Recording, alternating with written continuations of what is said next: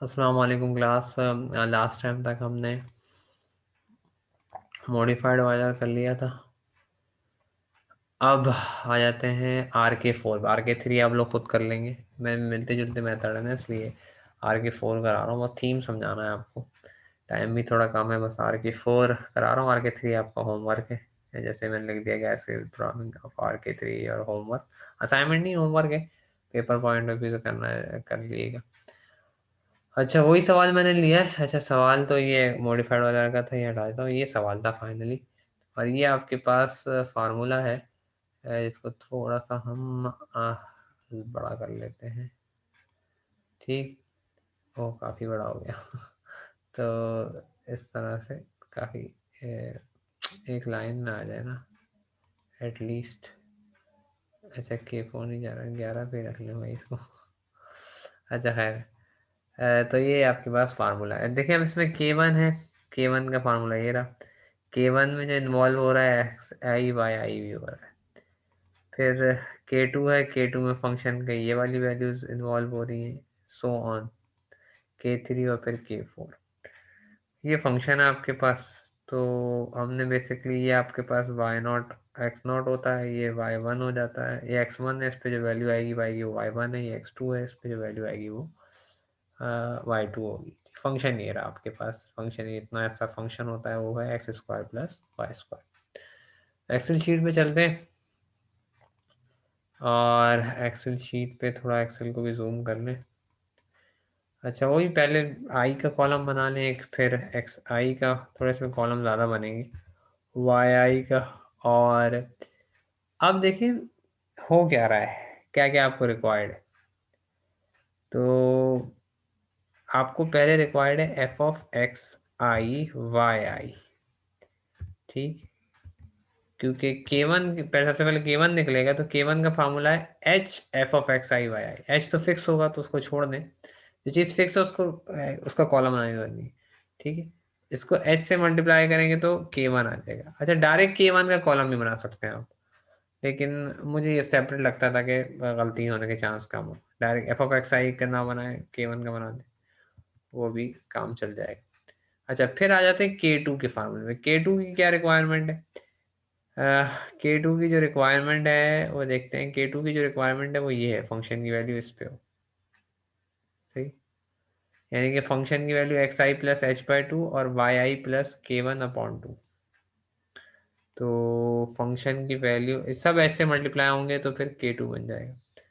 जब फंक्शन की value x आई plus h/2, और ये x का कोऑर्डिनेट हो गया, आपको पता फंक्शन में पहले x का कोऑर्डिनेट होता है, प्लस वाई आई प्लस K1/2, सही है। तो ये आपके पास, ये किसकी रिक्वायरमेंट है? K2 की रिक्वायरमेंट है, ठीक है। और फिर K2 आ जाएगा, K2 का अलग से कॉलम बना देते हैं। K2 में बस क्या होगा, ये जो वैल्यू आएगी ना, इसको क्या कहते हैं, H से मल्टीप्लाई करेंगे तो K2 आ जाएगा। H को मैं नहीं ले रहा, H फिक्स हुआ हुआ। K3 में देखिए अब क्या रिक्वायरमेंट है, कि एक्स आई प्लस h/2 और वाई आई प्लस K2/2। तो ये रिक्वायरमेंट है। तो फिर K3 की रिक्वायरमेंट लिख देते हैं। क्या है भाई? एक्स आई प्लस h/2 और वाई आई प्लस K2/2, सही। तो ये क्या कहते हैं, ये K3 की रिक्वायरमेंट आ गई, तो यहाँ K3 का वो बन जाएगा। फिर K4 की रिक्वायरमेंट क्या है, तो वो भी देख लेते हैं। K4 की रिक्वायरमेंट है भाई एक्स आई प्लस एच और वाई आई प्लस K3, ठीक। तो एक्स आई प्लस एच, फंक्शन की वैल्यू एक्स आई प्लस एच और वाई आई प्लस K3, ये K3 आ गया। ओ, ये K4 की रिक्वायरमेंट आ गई, यहाँ K4 आ जाएगा, और ये K4 सब आ गए। अब आखिर में जो आपका मेन वाई आई प्लस 1 है, जो कि RK4 का फार्मूला है, वो आ जाएगा। वो क्या है formula? 1/i+1/6 K1 plus 2 plus 2 K3 plus K4, वो ये रहा मेन फार्मूला, वो ये वाला, ठीक। तो अब शुरू करते हैं। बस इतने कॉलम्स इसमें बनेंगे। अगर आप के RK3 तक है तो यहाँ ये 4 ये और ये नहीं बनेंगे कॉलम, और जो फार्मूला थोड़ा बहुत चेंज है तो उस हिसाब से आप चेंज कर सकते हैं। जो जो रिक्वायरमेंट उस हिसाब से कॉलम बनाने, बिल्कुल वैसे ही RK3 में कम काम करना पड़ेगा। I0 से स्टार्ट होगा, सही। तो ये आई कॉलम को रॉ को रीड किया अगर एक्स I0 हुआ तो ये x0 बन जाएगा और x0 1 है, और ये y0 बन जाएगा जो कि 1 है दोनों। ये कैसे पता चला वो आपको मैंने बारहा बताया है कि ये वाली जो कंडीशन होती है ये x0 y0 की होती है, x0 भी 1 है और y0 भी 1 है, ठीक। अच्छा, मैं फॉरवर्ड के सवाल कर रहा हूँ, बैकवर्ड में बस h की जगह -h आ जाता है, आपको पता है, तो उसको आप बना सकते हैं। ठीक है, मैं जल्दी जल्दी सारे मेथड इसलिए करा रहा हूँ कि बस आपको थीम समझाना है एक्सेल का। एक्सेल असल तो हमने मैनुअल समझना तो वो कर लिया, एक्सेल पे थीम समझ में आना चाहिए, थीम आपको समझ में आ रहा होगा। तो जिस हद तक मैं करा रहा हूँ पेपर के पॉइंट ऑफ व्यू तो उस हद तक इंक्लूडेड, लेकिन आप डायरेक्ट एक्सेल यूज नहीं कर सकते फाइनल पेपर में। मैं उसको ट्रिक बताऊंगा किस तरह आप यूज कर सकते हैं, ठीक। अच्छा, अब अब आ जाते हैं 1 पॉइंट। अच्छा, ये तो हो गया खत्म कहानी। अब फंक्शन पे आते हैं। फंक्शन है x² + y², यानी कि जो यहाँ कोऑर्डिनेट होगा फंक्शन का उसका स्क्वायर, और जो यहाँ कोऑर्डिनेट होगा फंक्शन का उसका स्क्वायर, सही। x का जो भी कोऑर्डिनेट होगा वो उसका स्क्वायर प्लस y का जो भी कोऑर्डिनेट होगा, ये कोऑर्डिनेट कहलाता है, आर्गुमेंट या कोऑर्डिनेट जो भी कहना है, ठीक। तो अब आ जाते हैं एक्सेल पे वापस। एक्सेल पे यहाँ पे हैं हम। तो यहाँ क्या है, फंक्शन ऑफ xi yi, ठीक। तो फंक्शन क्या है, x का स्क्वायर यानी कि xi का स्क्वायर, वो ये रहा, प्लस yi का स्क्वायर, y तो yi का ये रहा स्क्वायर, yi और प्लस का स्क्वायर, ये फंक्शन की वैल्यू होगी। अब K1 पे आते हैं। K1 का जो फार्मूला था वो था h को मल्टीप्लाई कर दो f ऑफ xi yi से। तो h आपके पास 0.2 है, ये मल्टीप्लाई हो जाएगा f ऑफ xi yi, वो पीछे ही है आपके पास, तो ये K1 आ गया, ठीक। अब आ जाते हैं K2 के फार्मूले पे। K2 का फार्मूला क्या है, इक्वल जरूर डालना है जब भी फार्मूला यूज करें। K2 का फार्मूला क्या है कि फंक्शन में x कोऑर्डिनेट, पहले इसको फार्मूला देखिए, इसका फार्मूला क्या है कि फंक्शन में जो भी x कोऑर्डिनेट है उसको xi प्लस h/2 होगा, और y coordinate yi plus k1/2 होगा, ठीक। फंक्शन क्या था, x² + y², यानी कि इस चीज का स्क्वायर हो जाएगा पूरा, और फिर इस चीज का स्क्वायर हो जाएगा, ठीक। तो is equals xi plus h/2 का स्क्वायर, सही। तो पहले ये पूरा लेना पड़ेगा, x स्क्वायर होता है, अब x पूरा क्या है, xi प्लस h/2, xi ये रहा, ठीक है, प्लस h आपको पता है 0.2 है, अपॉन 2 इस पूरे का स्क्वायर, ये x का स्क्वायर हो गया, प्लस फिर क्या है yi, ब्रैकेट लगाएंगे, yi प्लस k1 ये रहा, अपॉन 2, और इस चीज का भी पूरे का स्क्वायर, क्योंकि y कोऑर्डिनेट और y का पूरे का स्क्वायर। तो बस इतना सा फर्क है। फंक्शन में ख्याल रखना है कि फंक्शन में कोऑर्डिनेट क्या है आपका। x का कोऑर्डिनेट था xi प्लस h/2, तो उसका पूरे का स्क्वायर, प्लस y का कोऑर्डिनेट था yi प्लस k1/2, तो उस पूरे का स्क्वायर। तो जो जहाँ जो वैल्यू थी मैंने वहां लिख दी, और ये आ गया 2.65। K2 क्या होता है, K2 बस होता ही है कि h को h है 0.2, उसको मल्टीप्लाई कर दें अब इस टर्म से, ये जो पीछे पीछे निकाली, ये K2 आ जाएगा आपके पास, ये K2 आ गया। देख लें K2 का फार्मूला बिल्कुल यही है। ये पहली दफा करना जब टाइम लग रहा हो ना, एक्सेल पे करेंगे तो बड़ा आसान जाएगी। तो ये जो जो भी चीज़ आपके पास आई थी बस h से मल्टीप्लाई कर दें। K3 में भी यही होगा, वो f के साथ जो भी चीज़ आएगी उसको h से मल्टीप्लाई कर दें। K4 में भी वही होगा कि जो f के साथ जो भी चीज़ आएगी उसको h से मल्टीप्लाई कर दें। तो ये K2 आ गया। अब K3 पे आते हैं। K3 में भी देखें, इस पूरे कोऑर्डिनेट का स्क्वायर यानी कि xi प्लस h/2 का स्क्वायर, ठीक है। तो ब्रैकेट लगा देते हैं, xi ये रहा, प्लस h/2, तो h/2 हो गया 0.2, h/2 अपॉन 2, ये पूरे का स्क्वायर। अब आप कहेंगे स्क्वायर क्यों ले रहा हूँ, क्योंकि फंक्शन है x² plus y²। Function of x y क्या है, x² प्लस y²। तो x का जो भी कोऑर्डिनेट होगा उसका स्क्वायर, प्लस y का जो भी कोऑर्डिनेट होगा उसका स्क्वायर। अब फंक्शन में चेंज कर दूं, क्यूब कर दूं, क्यूब हो जाएगा। साइन एक्स वाई कर दो, साइन के साथ ये पूरा कोऑर्डिनेट आ जाएगा, वो तो आपको क्लास में सब समझाया हुआ, ठीक। प्लस अब y का पूरा कोऑर्डिनेट प्लस k2/2 का फिर स्क्वायर होगा, क्योंकि y का पूरा कोऑर्डिनेट क्या है, y i ये रहा, ब्रैकेट लगा दें, y i ये रहा, ठीक। प्लस k2 ये रहा अपॉन 2 और इसका होल स्क्वायर। स्क्वायर क्यों ले रहा हूँ, स्क्वायर लेना जरूरी नहीं है, फंक्शन चूंकि मेरा स्क्वायर एक्स स्क्वायर लगा तो मैं स्क्वायर ले रहा हूँ, अदरवाइज स्क्वायर लेना आपका फंक्शन हर सवाल में चेंज होगा, तो अदर सवाल में कहानी अलग होगी। स्क्वायर का फंक्शन तो स्क्वायर का, क्यूब है तो क्यूब ले, बस फंक्शन की कहानी आपको ही समझानी। या आपके पास k2 ये वाली टर्म होगी, k3 क्या होगा, k3 में बस ये जो पीछे टर्म आई है इसको h से मल्टीप्लाई कर देना, h है 0.2 और इसको इससे मल्टीप्लाई कर देना, आपके पास k3 आ गया। k4 पे आ जाते हैं। k4 में क्या है, x कोऑर्डिनेट है xi प्लस h फंक्शन, यानी कि x कोऑर्डिनेट का स्क्वायर प्लस y कोऑर्डिनेट का स्क्वायर फंक्शन है, यानी कि xi प्लस h का स्क्वायर होगा, yi प्लस k3 का स्क्वायर होगा। तो ये भी कर लेते हैं, xi ये रहा प्लस h तो आपको पता 0.2 है, तो यानी कि ये पूरा x कोऑर्डिनेट का स्क्वायर हो गया, प्लस और yi ये रहा,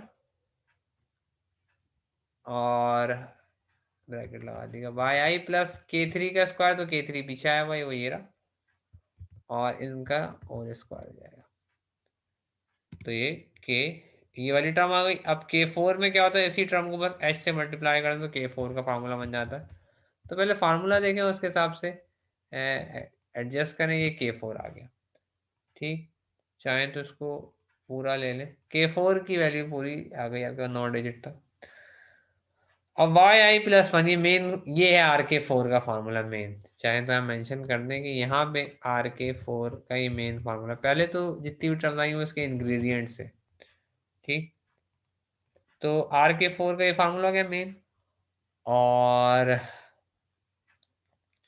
ये फार्मूला किसके बराबर होता है, पहले आता है yi, मुझे फार्मूला रटा हुआ है आप लोग देख लीजिएगा, yi आता है तो yi ये रहा, सही है, प्लस 1/6, ठीक है, फिर ये मल्टीप्लाई हो रहा है k1 से, प्लस 2k2, तो 2k2 ये आ गया, प्लस 2k3, तो 2k3 आ गया, प्लस k4 ये आ गया, तो ये आपके पास RK4 का पहला आंसर आ गया। ये आया आपके i+1, देखिए i0 था, i+1 क्या होगा, y1, तो ये y1 की वैल्यू आ गई। अब जब y1 आया है, यानी कि ये y1 का मतलब ये x1 पे आया, तो x1 क्या होगा, x0 1 था, तो x1 क्या होगा 1.2, क्योंकि h ऐड हो जाएगा h.2, तो अगले में ये 1 हो जाएगा, सही।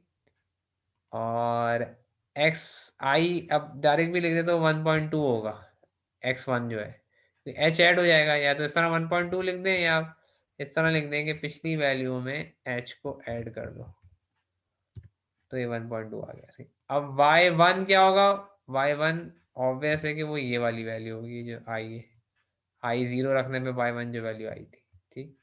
ये y1 की वैल्यू आ गई, ठीक है, बाकी सब वैल्यूज आपको ड्रैग करनी है,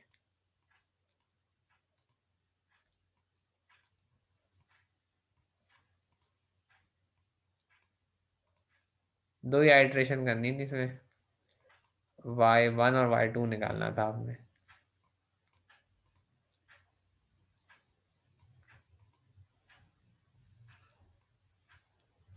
ये y1 आ गया, i0 पे yi+1 क्या हो जाएगा y1, और ये i0 पे i1 पे yi+1 क्या हो जाएगा y2, तो ये y1 आ गया, ये y1 है, और ये y2, आपने यही निकालना था।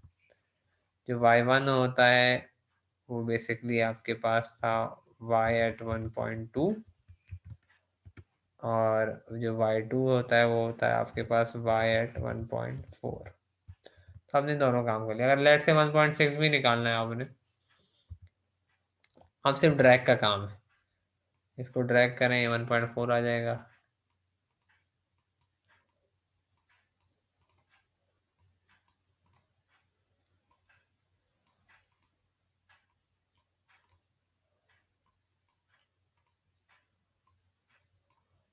लेकिन कितना जल्दी RK4 हो रहा है, वरना ये पूरा मेथड आपका टाइम ले जाने वाला मेथड होता है।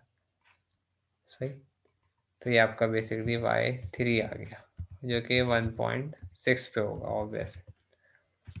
ये सारी डिटेल आपको क्लास में समझाई भी। हाँ, ये रिक्वायर्ड तो नहीं था आपको, यहाँ पे वैसे आंसर आ गया, ये आपका फाइनल आंसर है। और ये वाला काम जो हम कर रहे हैं एक्स्ट्रा में, यहाँ से जितना भी थोड़ा बहुत मैं एक्स्ट्रा काम करा रहा हूँ, वो सिर्फ आपकी इंटरेस्ट को बनाने के लिए। ठीक।